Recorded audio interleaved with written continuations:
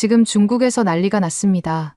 중국 역사상 유례를 찾기 힘든 예지 능력을 지닌 14살 소년이 머지않아 중국 전역을 강타할 사상 최악의 자연재해가 발생할 것이라며 충격적인 예언을 쏟아냈기 때문인데요.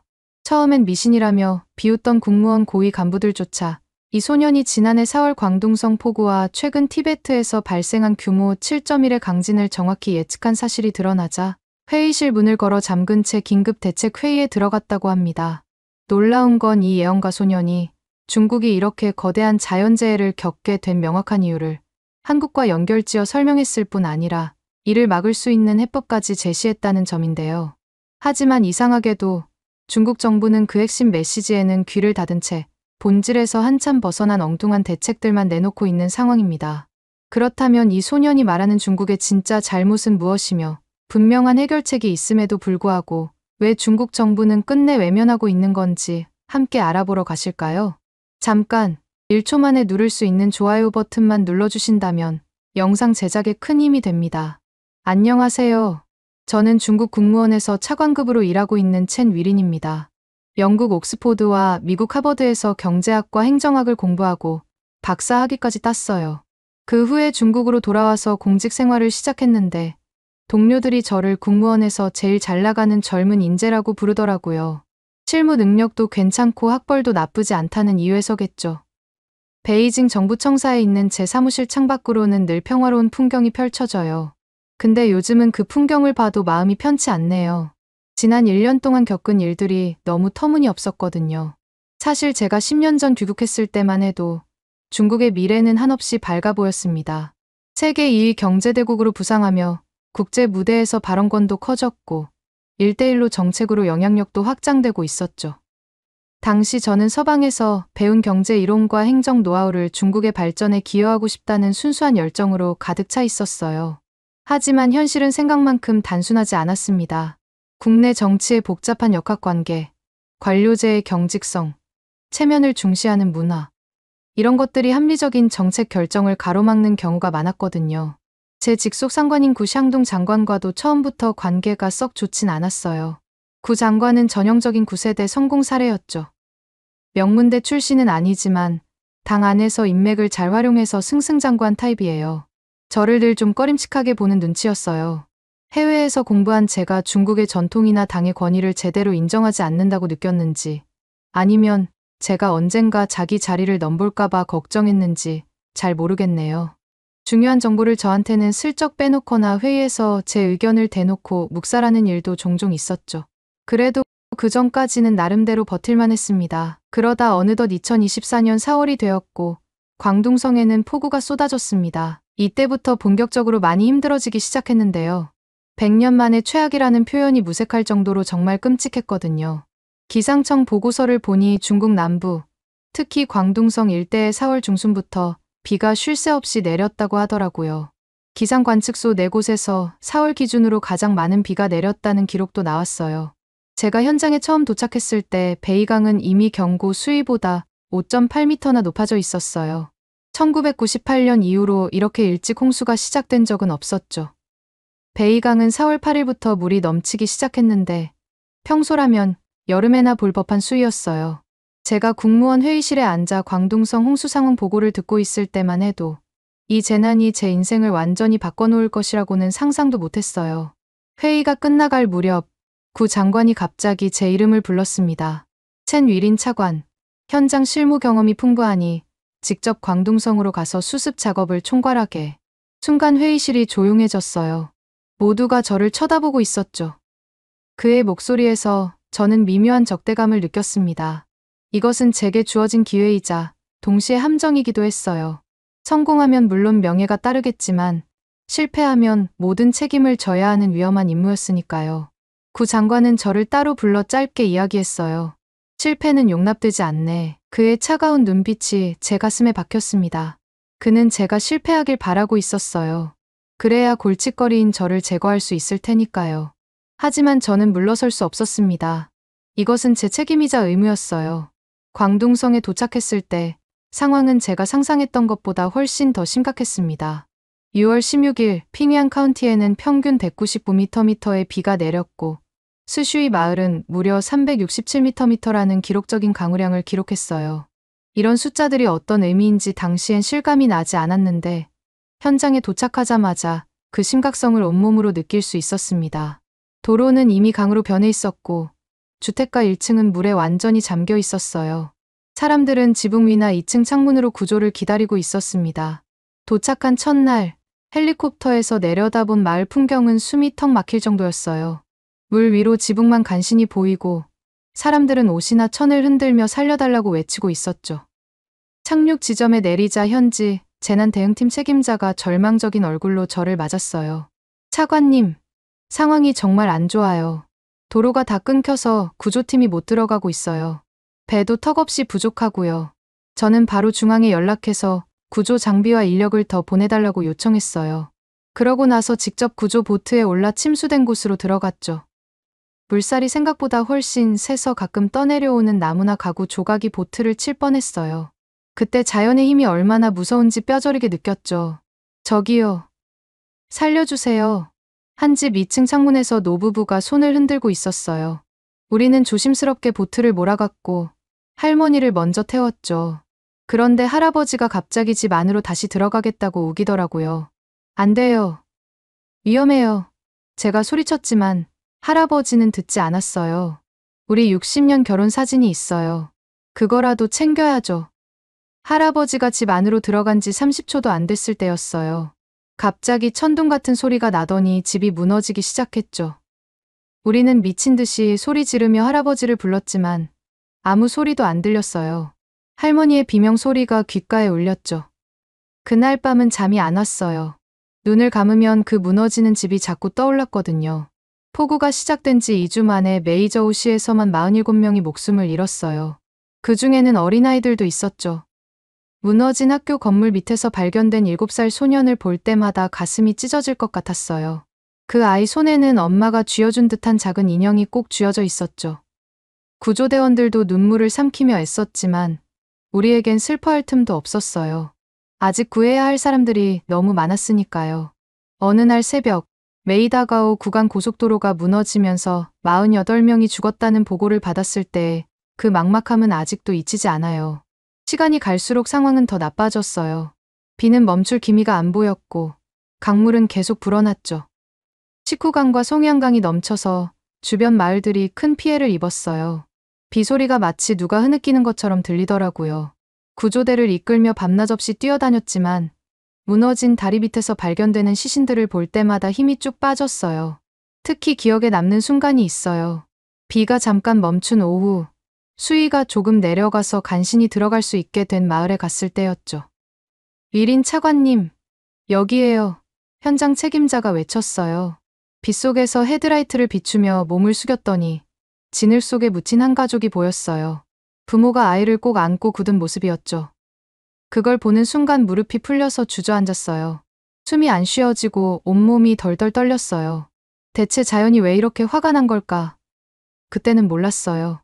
이게 단순한 재난이 아니라 뭔가 더 큰 경고라는 거요.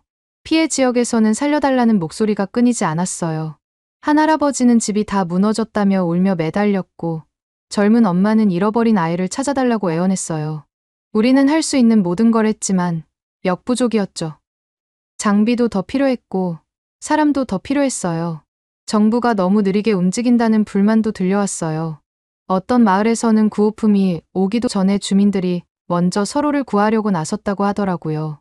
6월 말까지 이어진 홍수로 광둥성 전체에서 최소 71명이 목숨을 잃었어요. 내부 보고로는 실제로는 80명을 넘을 거라고 했죠. 8만 2천 명이 넘는 사람들이 집을 떠나야 했고 경제적 손실은 50억 5천만 위안, 우리 돈으로 약 7억 달러 정도였어요. 도로 356km가 망가졌고 다리 100개 이상이 무너졌죠. 이런 끔찍한 현장에서 저는 한 달 넘게 진흙탕을 헤매며 사람들을 구했어요. 구조 작업이 한창일 때 임시 대피소로 쓰이는 체육관에 가봤어요. 거기엔 500명쯤 되는 이재민들이 있었죠. 담요 위에 웅크린 가족들, 배급을 기다리는 긴 줄, 구호품을 나눠주는 자원봉사자들. 다들 지쳐 보였지만 그래도 서로 돕는 모습이 보였어요. 체육관 한쪽 구석에 앉아있던 할아버지가 눈에 들어왔어요. 흰 수염에 주름이 깊게 파인 얼굴이었죠. 저는 다가가서 필요한 게 있는지 물어봤어요. 아니요, 괜찮아요. 할아버지가 조용히 대답했어요. 근데 눈빛이 이상할 정도로 맑고 깊더라고요. 할아버지, 어디서 오셨어요? 먼 산골에서 왔어요. 60년 살았던 집이 하루 만에 물에 잠겼네요.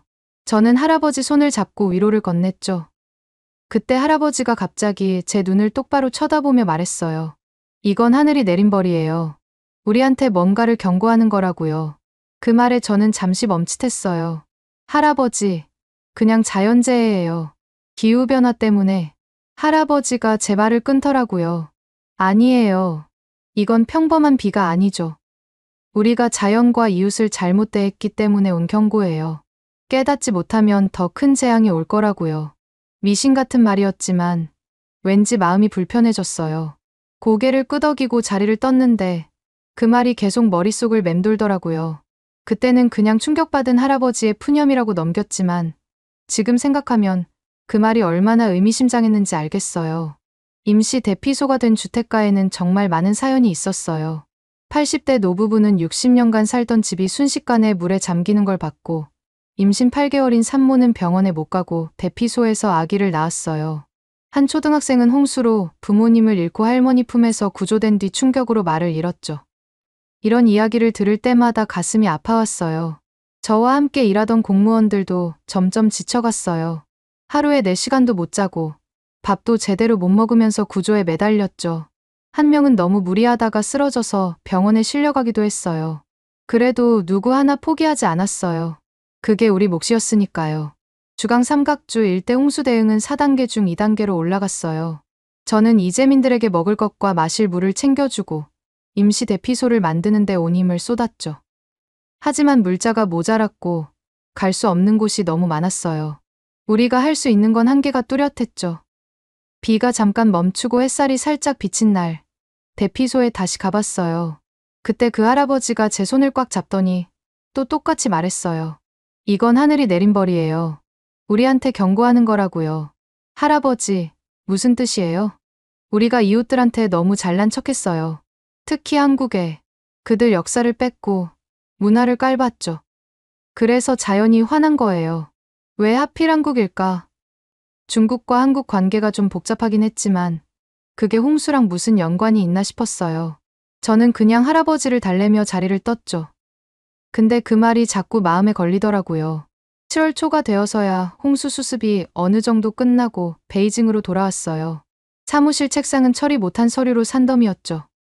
한 달 넘게 현장에서 뛰는 동안 팀원들도 저 대신 밤낮 없이 일했을 거예요. 특히 제 부하 직원 왕 레이는 성실한 친구였어요. 제가 커피를 마시며 보고서를 보고 있는데 왕 레이가 문을 살짝 두드리더라고요. 차관님, 잠깐 얘기 좀 해도 될까요? 피곤한 눈을 비비며 고개를 끄덕였어요. 사실 이번 홍수랑 관련해서 좀 이상한 소식을 들었어요. 목소리가 평소보다 작았어요. 누가 들을까 걱정하는 것 같았죠. 왕 레이는 원래 조심성이 많은 편인데 그날은 유독 더 신경 쓰는 눈치였어요. 주변을 살피더니 문을 꼭 닫았죠. 무슨 소식인데? 윈난성에서 온 리우 밍천이라는 소녀네요. 특별한 능력이 있는 애라고 하는데 작년 말 홍콩 인터뷰에서 올해 광둥성에 큰 홍수가 올 거라고 정확히 맞췄대요. 게다가 티베트에서 지진이 나고 5월부터 양쯔강이 3번 넘칠 거라고도 했다네요. 처음엔 터무니없게 들렸어요. 과학자도 아닌 애가 재난을 예측한다니 믿기겠어요? 그 애에 대해 더 알아봤어? 왕 레이가 조심스럽게 폴더를 꺼냈어요. 2011년에 윈난성 작은 마을에서 태어났대요. 놀랍게도 생후 3개월 만에 말을 했고 1살 때 복잡한 수학 문제를 풀었다고 하네요. 의심스러운 눈으로 폴더를 봤어요. 정말이야? 더 놀라운 건 4살 때부터 자신이 티베트 고승의 전생이라고 했다는 거예요. 티베트어를 배운 적도 없는데 유창하게 했고 옛 티베트 사찰 구조나 의식을 자세히 설명했다고 하네요. 심지어 아빠가 밍천이 알려준 명상법으로 오랜 병을 고쳤다고 주장해요. 그리고 더 충격적인 건 한국에 대한 중국의 태도 때문에 이런 재앙이 온다고 예언했다는 거예요. 그 말에 저도 모르게 웃음이 나왔어요. 한국. 그게 무슨 상관이야? 그런데 갑자기 광둥성에서 만난 그 할아버지 말이 떠오르더라고요. 우리가 이웃들한테 너무 잘난 척했어요. 특히 한국에. 그냥 우연일까? 온몸에 소름이 돋았어요. 자세한 건 저도 모르는데 그 애가 지금 베이징 근교 영재센터에 있대요. 정부가 특별히 관리 중이라고 하네요. 과학자랑 정부 사람 수백 명 앞에서 2025년에 중국이 엄청난 재난을 겪을 거라고 말했다더라고요. 호기심이 커졌어요. 누가 말해줬어? 왕 레이가 목소리를 더 낮췄어요. 제 대학 동기가 자연과학원에 있는데 그 친구가 리우 밍천 발표를 직접 들었대요. 처음엔 웃겼는데 광둥 홍수가 딱 맞아떨어지니까 무서웠다고 하더라고요. 그 자리에서 고맙다고 하고 넘어갔지만 마음이 계속 찜찜했어요. 특히 광둥 홍수를 정확히 맞췄다는 게 걸리더라고요. 그냥 운일까? 그래서 그날 저녁에 구 장관한테 보고하기로 했어요. 구샹동 장관은 제 상사이자 국무원에서 꽤 영향력 있는 사람이에요. 사무실은 늘 깔끔했고 벽에는 정치인들과 찍은 사진이 가득했죠. 자기 권력을 보여주려는 것 같았어요. 문을 두드리고 들어가자 구 장관이 차가운 눈으로 저를 봤어요. 광둥 수해 보고서는 내일까지 내놔요. 인사도 하기 전에 툭 던지듯 말했어요. 네, 준비 중이에요. 근데 따로 말씀드릴 게 있어서요. 리우 밍천이라는 애 들어보셨어요? 광둥 홍수를 예측했다는 애요. 순간 구 장관 얼굴이 굳었어요. 비웃듯이 웃으며 말하더라고요. 그런 터무니없는 얘기를 왜 해요? 우연히 맞춘 거지. 쓸데없는 걸로 시간 낭비하지 말아요. 그 말투에서 왠지 적대적인 느낌이 들었어요. 그냥 들은 걸 전했을 뿐인데 마치 제가 뭔가 꿍꿍이가 있는 것처럼 대하더라고요. 알겠어요. 죄송해요. 고개를 숙이고 나가려는데 구 장관이 덧붙였어요. 참, 위린 차관. 요즘 언론에서 인기 많더군요. 근데 기억해요. 공무원은 실적보다 충성심이 중요해요. 그 말에 경고의 뜻이 담겨 있었어요. 제가 광둥에서 주목받은 게 신경 쓰였나 봐요. 현장에서 보여준 모습이 제 입지를 키울까봐 불안했던 거겠죠. 사무실을 나오며 한숨이 나왔어요. 이 사람, 내 말은 아예 안 들으려 하네. 그렇게 리우 밍천 이야기는 묻히는가 했어요. 곧 잊어버렸죠. 2024년 말에 트럼프가 미국에서 재선되면서 미중 관계가 급격히 나빠졌거든요. 트럼프가 중국 물건에 145% 관세를 때렸어요. 우리 정부도 125% 보복 관세로 맞섰죠. 트럼프는 전에 없이 강하게 나왔어요. 중국의 불공정한 무역을 끝낸다면서 관세를 대폭 올렸죠. 전자제품 145%, 철강과 알루미늄 120%, 가전과 옷 100% 등 거의 모든 품목에 세금을 붙였어요. 우리도 미국 농산물 125%, 자동차 120%, 항공기 부품 100%로 대응했죠. 중국은 트럼프 재선을 예상하고 무역 의존도를 줄여왔어요. 미국 수출 비중을 2018년 19.2%에서 2024년 14.7%로 낮췄고 동남아랑 1대1로 나라들로 방향을 틀었죠. 지칠 수출 비중도 2000년 48%에서 2024년 30%로 줄였어요. 그래도 관세 전쟁은 경제에 큰 타격을 줬어요. 저희 팀은 밤낮 없이 미국 대응 전략을 짜느라 바빴어요. 히토류 수출 제한부터 내수 강화까지 머리를 쥐어짰죠. 상무부는 미국이 고집부리면 끝까지 싸운다고 했고 시진핑 주석은 위협에 안 굴복한다고 했어요. 특히 쓴맛을 볼 각오라는 말이 기억에 남아요. 단기 손해를 감수하겠다는 의지였죠. 하지만 내부적으로는 경제 성장 둔화에 대한 걱정이 컸어요. 구 장관은 매일 회의를 열며 지금은 미국이 중요해요. 다른 건 신경 쓸 때가 아니에요 라고 강조했어요.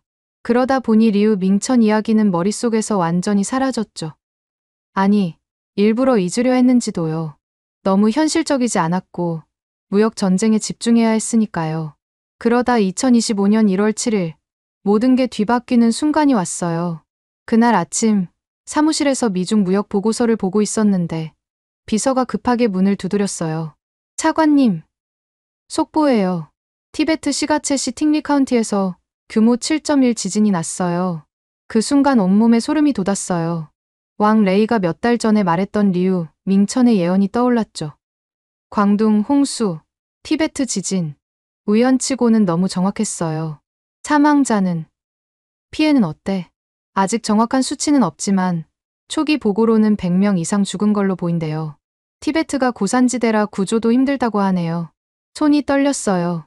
또 사람들이 재난으로 죽을 거라는 생각에 가슴이 무너졌죠. 광둥 홍수의 악몽이 다시 떠올랐어요. 그 끔찍한 장면들, 울부짖는 사람들, 건물 밑에 깔린 시신들. 바로 TV를 켰어요. 화면엔 무너진 건물과 울음소리가 가득했죠. 앵커가 설명하길 고도 4,500m 산악지대에서 난 지진이라 구조가 어렵다고 했어요. 지진이 얕은 곳 10km에서 일어나 피해가 더 컸다고 하더라고요. 북북동 방향 단층을 따라 움직였다고 했어요. 뉴스에서 사망자가 126명이라고 했지만 실제로는 더 많을 거라고 했죠. 내부에서도 논란이었어요. 티베트 주민들은 265명이라고 했고 미국의 소리 방송은 134명, 라디오 프리 아시아는 400명 이상이라고 했어요. 그 순간 광둥 홍수 때의 기억이 떠올라 가슴이 아팠어요. 또 사람들이 고통받는 걸 봐야 하다니 견딜 수가 없었어요. 2시간 뒤 긴급 회의가 열렸어요. 구 장관이 주재했는데 티베트 지진 피해와 구호 방안을 논의했죠. 근데 구 장관은 사망자 수를 정확히 발표하지 말고 언론을 통제하라고 했어요. 공식 사망자는 126명으로 해요. 더 혼란을 일으킬 필요 없어요. 근데 제가 본 내부 보고서엔 최소 265명에서 400명까지 죽었다고 나왔어요. 건물 27,200개가 부서졌고 3,612가구가 완전히 무너졌죠. 수력발전댐 5개에서 균열이 생겼고 3개는 물을 뺀 상태였어요. 팅리 카운티 댐은 벽이 기울어 6개 마을 1,500명이 대피했어요. 도람초 지역에선 100명이 죽었는데 수도원 붕괴로 수녀 2명과 구롱 마을 30명이 포함됐어요. 지진 여파는 네팔, 부탄, 인도 북부까지 갔대요. 구 장관이 정보를 숨기려는 걸 보고 불안했어요. 왜 사실을 감추려는 걸까? 이런 때 정확한 정보가 생명을 구하는 데 필수인데요. 회의 끝나고 구 장관과 단둘이 얘기할 기회를 잡았어요. 심장이 쿵쾅거렸지만 더는 못 참겠더라고요. 장관님, 작년에 말씀드린 리우 밍천 기억나세요? 광둥 홍수를 맞추네요. 구 장관 얼굴이 굳었어요. 그래서? 이번 티베트 지진도 그 애가 예언했대요. 양쯔강이 5월부터 7월, 9월까지 3번 넘친다고도 했어요. 2번이나 맞췄는데 이건 우연이 아닌 것 같아요. 구 장관 얼굴이 살짝 변했어요. 뭔가를 감추려는 듯 했죠.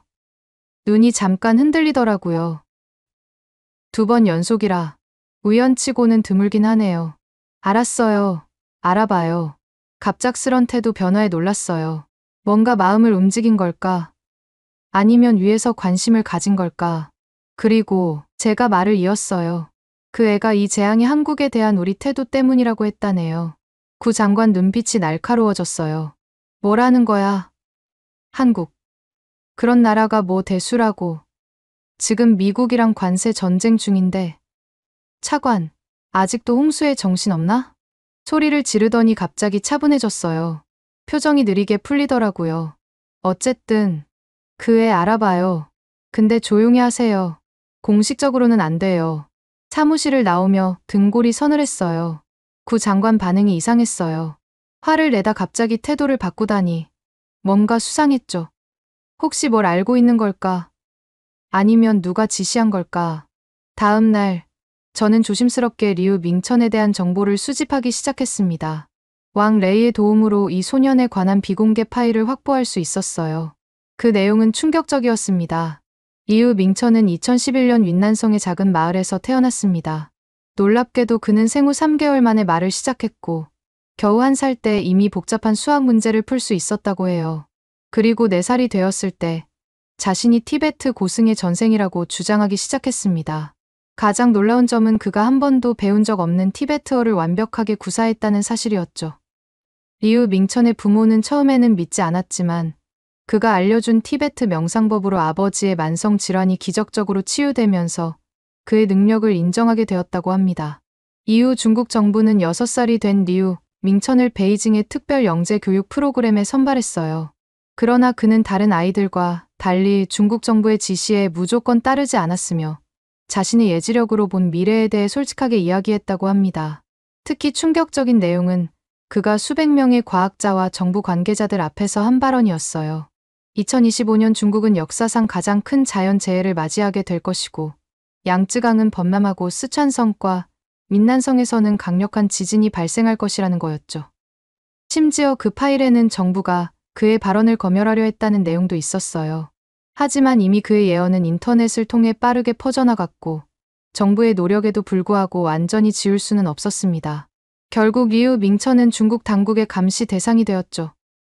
더 놀라운 내용은 2024년 말 홍콩 매체와의 인터뷰에서 리우 밍천이 한국과 중국의 관계에 대해 더 구체적인 예언을 남겼다는 것이었어요. 한국이 중국에 대한 의존도를 줄이고 더 독립적인 길을 걷게 될 것입니다. 2028년부터 동북아시아는 새로운 협력 체제를 구축하기 시작할 것입니다. 이 체제는 어느 한 국가의 주도가 아닌 지역 내 모든 국가들의 균형 있는 참여를 기반으로 할 것입니다. 한국은 이 과정에서 중재자 역할을 하게 될 것입니다.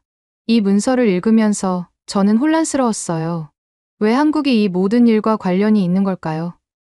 그리고 이 어린 소년이 어떻게 이런 복잡한 국제 관계를 이해하고 예측할 수 있는 걸까요?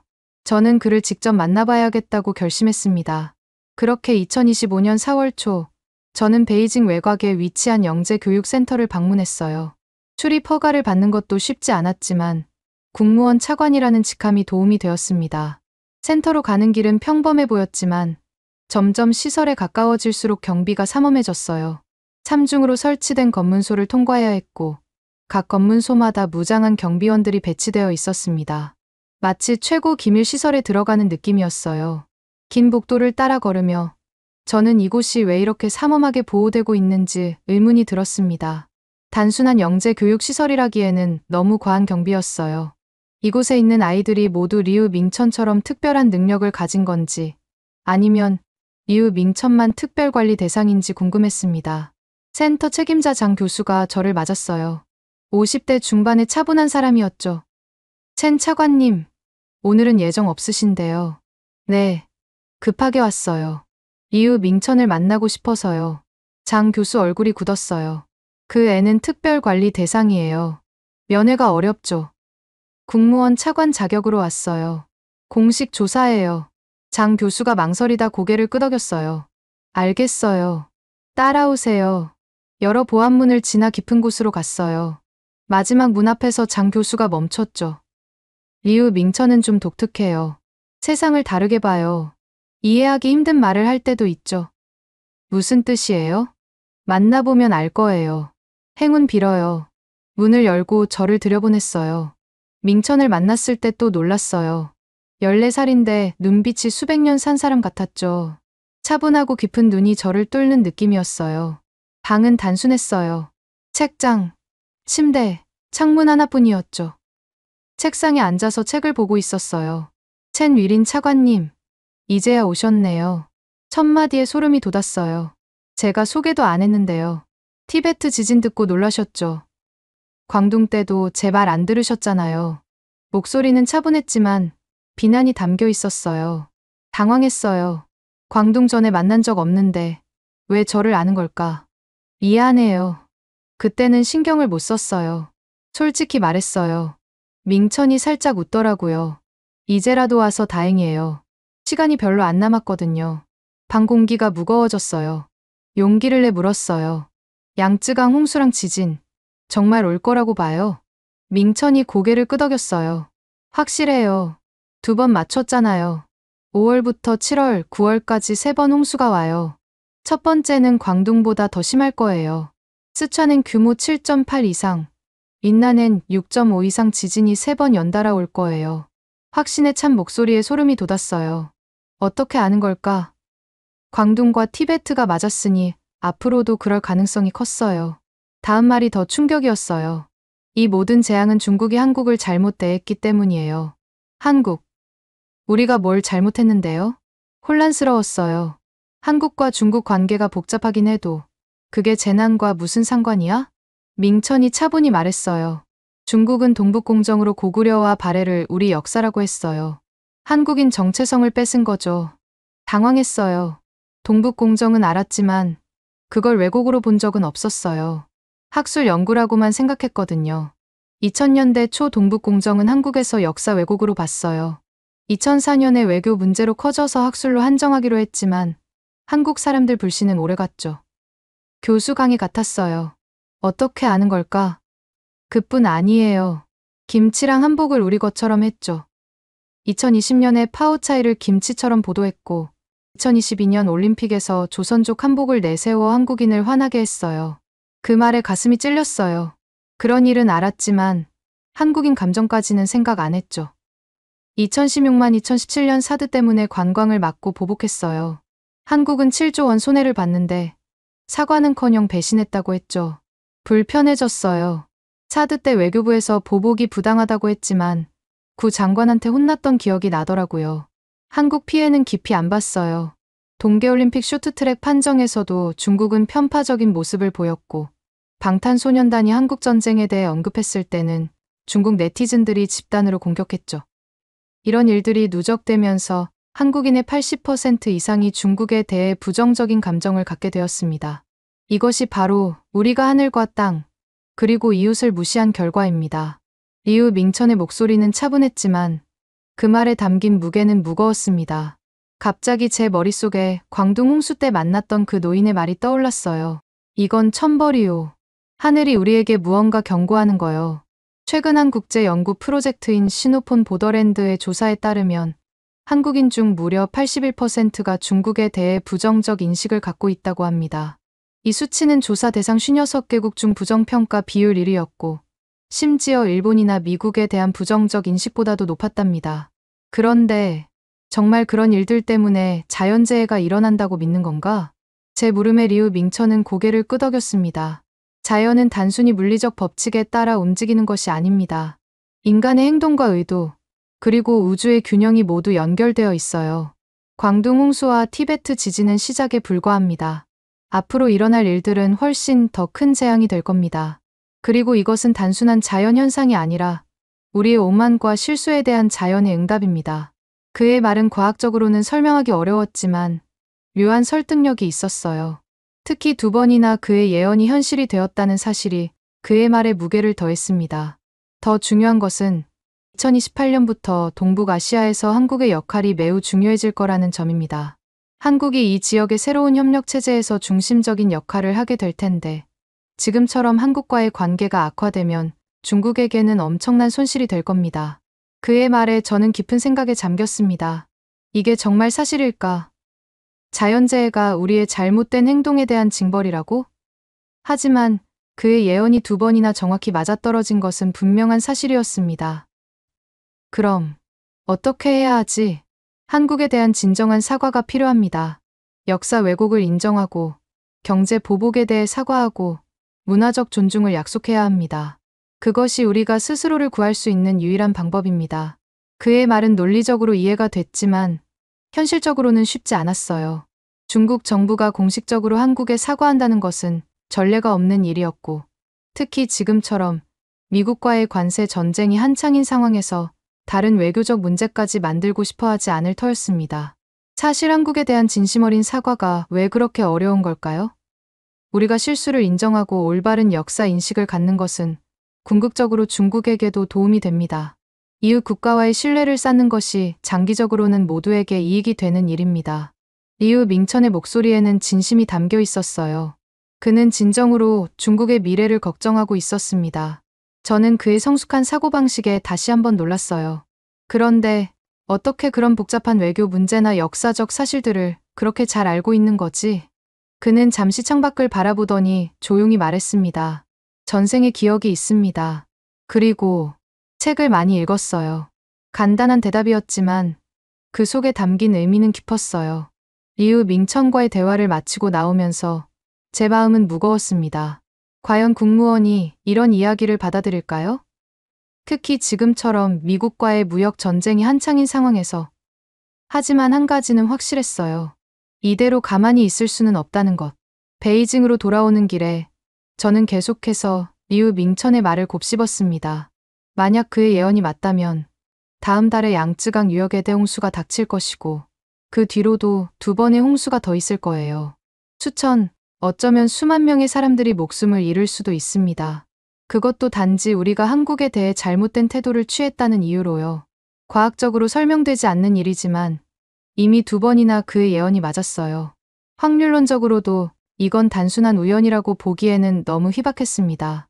저는 이 정보를 국무원에 보고해야 한다고 생각했어요. 만약 정말 다음 달 대홍수가 온다면 우리는 지금부터라도 대비해야 했습니다. 다음 날 저는 구 장관에게 리우 밍천과의 대화 내용을 보고했습니다. 예상대로 그의 반응은 냉담했어요. 한국의 사과라고. 말도 안 되는 소리. 중국이 왜 그런 작은 나라에 사과를 해? 우리는 지금 미국과의 관세 전쟁을 치르는 중이야. 그게 훨씬 중요하다고. 그의 목소리는 점점 커졌습니다.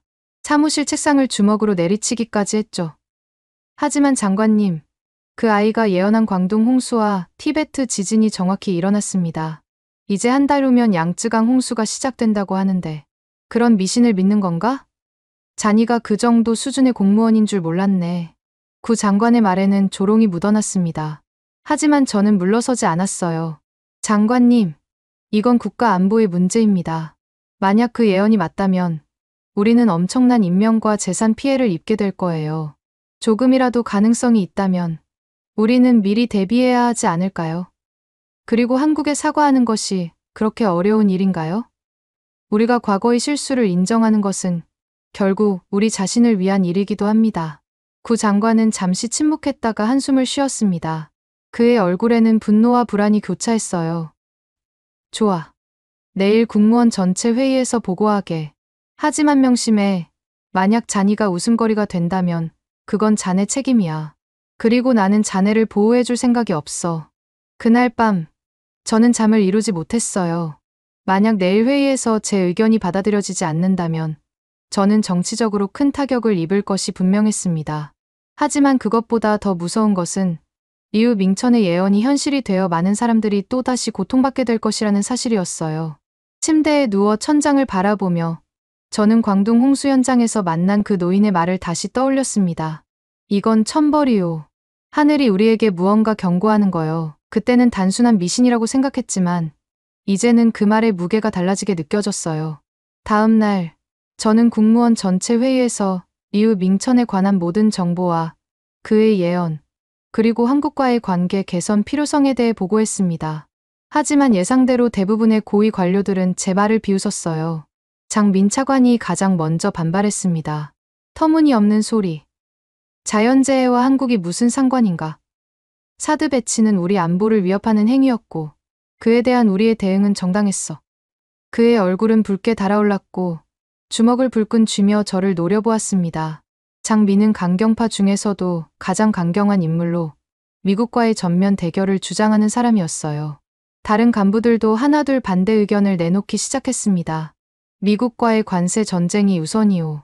한국 같은 작은 나라는 지금 중요하지 않소. 어차피 매년 여름이면 홍수는 있기 마련이오. 특별한 대비책이 필요 없소. 아이의 예언이라니 우리가 미신을 믿고 국가 정책을 결정할 수는 없소. 회의실은 점점 더 시끄러워졌고 저를 향한 비난과 조롱으로 가득 찼어요. 그 속에서 저는 왕 레이의 눈빛을 발견했습니다. 그는 조용히 저를 지지하는 눈빛을 보냈지만 공개적으로 저를 편들지는 못했어요. 정치적으로 위험한 입장이었으니까요. 저는 침착하게 다시 이야기했습니다. 하지만 광둥 홍수 때는 85명 이상이 사망했고 티베트 지진으로는 최소 265명에서 400명 가까이 희생됐습니다. 이게 정말 우연이라고 생각하십니까? 2번이나 정확히 맞춘 예언을 우연이라고 무시하기엔 위험이 너무 큽니다. 그리고 저는 한국에 대한 중국의 태도에 대해 설명했습니다. 우리는 한국에 실제로 큰 피해를 줬습니다. 사드 보복으로 약 7조 5천억 원의 손실을 입혔고 역사 왜곡과 문화 공정으로 한국 국민의 80% 이상이 중국에 부정적 감정을 갖게 되었습니다. 만약 이것이 정말 업보라면 우리는 미리 대비해야 하지 않을까요? 하지만 제 말은 물 위에 기름처럼 떠다닐 뿐이었습니다. 아무도 진지하게 듣지 않았어요. 오히려 어떤 이들은 킥킥 웃으며 옆 사람에게 귓속말을 하기도 했습니다. 제 주장이 얼마나 웃긴 것처럼 느껴졌는지 그들의 태도에서 알 수 있었어요. 구 장관이 자리에서 벌떡 일어났습니다. 말도 안 돼. 미국과의 관세 전쟁도 급한데 한국의 사과. 트럼프에 맞서야지. 한국 같은 나라는 별 볼 일 없어. 그의 목소리는 분노로 가득 차 있었습니다. 다른 참석자들도 웅성거리며 비웃었어요. 차관, 혹시 당신 정신이 나갔소? 어린애 헛소리에 놀아나는 겁니까?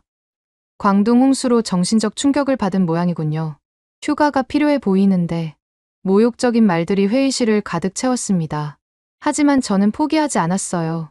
제 머릿속에는 광둥에서 본 참혹한 장면들, 티베트에서 희생된 사람들의 모습이 계속해서 떠올랐습니다. 만약 리우 밍천의 예언이 맞다면 그보다 더 끔찍한 참사가 기다리고 있을 거예요. 장관님, 5월까지 한 달도 채 남지 않았습니다. 만약 정말 대홍수가 일어난다면 지난번처럼 수많은 인명이 희생될 겁니다. 우리가 작은 불편함을 감수하고 한국에 사과하는 것이 수천 명의 생명을 구하는 것보다 더 어려운 일입니까? 그 순간 구 장관의 얼굴이 붉게 달아올랐습니다. 그의 눈에서는 분노의 불꽃이 튀었어요. 당신, 감히 누구한테 그런 말을 해? 어디서 감히 끼어들어? 당장 나가. 그의 고함 소리에 회의실이 얼어붙었습니다. 모든 시선이 저에게 쏠렸어요. 제 심장은 빠르게 뛰었고 얼굴이 화끈거렸습니다. 저는 거의 울먹이는 목소리로 말했어요. 전 나라를 걱정해서. 제발 나라 걱정하는 척하지 마. 큰 소리 치지 말고 당장 나가. 구 장관의 손가락이 회의실 문을 가리키고 있었습니다. 저는 천천히 자리에서 일어났어요. 모든 서류를 챙기고 고개를 숙인 채 회의실을 나왔습니다. 문이 닫히는 순간 회의실 안에서 웅성거리는 소리가 들려왔어요. 아마도 저를 비웃는 소리였겠죠. 결국 저는 모욕감을 느끼며 회의실을 나왔습니다. 제가 밤낮 없이 광둥에서 사람들을 구했는데도 이런 취급을 받다니. 눈물이 핑 돌았어요. 하지만 동시에 저는 분노를 느꼈습니다. 어떻게 그들은 국민의 안전을 이렇게 가볍게 여길 수 있을까요? 정치적 이해관계와 체면 때문에 수천 명의 생명을 위험에 빠뜨릴 수 있단 말인가요? 사무실로 돌아온 저는 책상 앞에 무너지듯 앉았습니다. 창밖으로 보이는 베이징의 풍경은 여전히 평화로워 보였어요. 하지만 제 마음은 태풍이 몰아치는 것처럼 혼란스러웠습니다. 머릿속에는 계속해서 리우 밍천의 말이 맴돌았어요. 자연은 단순히 물리적 법칙에 따라 움직이는 것이 아닙니다. 인간의 행동과 의도, 그리고 우주의 균형이 모두 연결되어 있어요. 그의 말이 진실일까요? 자연이 우리의 잘못된 행동에 응답한다는 것이 정말 가능할까요? 과학적으로는 말이 안 되는 일이지만 지금까지의 증거들은 그의 예언이 맞았음을 보여주고 있었어요. 창밖을 바라보며 저는 광둥 홍수 현장에서의 기억을 떠올렸습니다. 그 끔찍한 장면들, 무너진 건물들, 울부짖는 사람들, 그리고 진흙탕 속에서 발견된 한 가족의 모습. 부모가 아이를 품에 안은 채 영원히 잠든 그 모습이 또다시 눈앞에 아른거렸어요. 티베트 지진 현장의 영상도 떠올랐습니다. 무너진 수도원, 파괴된 마을들, 구조를 기다리는 사람들, 그리고 앞으로 일어날지도 모르는 양쯔강 대홍수. 얼마나 많은 사람들이 또 고통받게 될까요? 저는 왕 레이에게 전화를 걸었습니다. 레이, 회의 결과는 최악이었어. 아무도 내 말을 들으려 하지 않았어. 그렇게 될 줄 알았습니다. 미안해요, 차관님. 이대로 가만히 있을 수는 없어. 다음 달 정말 양쯔강 대홍수가 일어난다면 수만 명이 위험할 거야. 차관님, 조심하세요. 구 장관이 당신을 주시하고 있을 겁니다. 더 이상 문제를 일으키면 당신의 자리가 위험해질 수도 있어요. 내 자리가 중요한가? 사람들의 생명이 위험하다고. 전화를 끊고 나서 저는 깊은 한숨을 내쉬었습니다. 어떻게 해야 할까요? 이대로 포기할 수는 없었어요. 하지만 중앙정부의 결정에 반하는 행동을 하기도 어려웠습니다. 특히 지금처럼 모두가 미국과의 관세 전쟁에만 집중하고 있는 상황에서는요. 창밖을 바라보며 저는 천천히 머릿속의 생각들을 정리했습니다. 한국에 대한 중국의 태도가 정말 자연재해의 원인이라면 우리는 진정으로 반성하고 사과해야 할 것입니다. 하지만 현실적으로 그것이 가능할까요? 중국 정부가 공식적으로 한국에 사과하는 것은 전례가 없는 일이었고, 특히 지금처럼 미국과의 무역 전쟁이 한창인 상황에서는 더욱 어려울 거예요. 그동안 우리는 주변국들, 특히 한국을 어떻게 대해왔을까요? 동북공정으로 그들의 역사를 왜곡하고, 전통 문화를 우리 것이라 주장하고, 사드 배치에 대한 보복으로 경제적 타격을 주었습니다. 이런 행동들이 정말 천벌을 불러올 정도로 잘못된 것이었을까요? 저는 깊은 생각에 잠겼습니다. 만약 이대로 중국이 망하면 어떡하나 하면서요. 리우 밍천의 예언대로 더 큰 재앙들이 기다리고 있다면 우리는 어떻게 해야 할까요? 너무 이해가 안 돼요. 사소한 자존심과 체면 때문에 우리 국민들의 생명을 위험에 빠뜨린다니. 고위 공직자들은 왜 이런 위험을 무시하는 걸까요? 정말 이대로 아무것도 하지 않고 기다리기만 해야 하는 걸까요? 여러분들이 저라면 어떻게 하실 것 같은가요? 오늘의 사연은 어떠셨나요? 외국인들이 한국에 대해 겪은 해외 감동 사연을 계속해서 보고 싶다면 구독과 좋아요 부탁드려요. 긴 영상 시청해주셔서 감사합니다. 오늘도 행복한 하루 보내세요.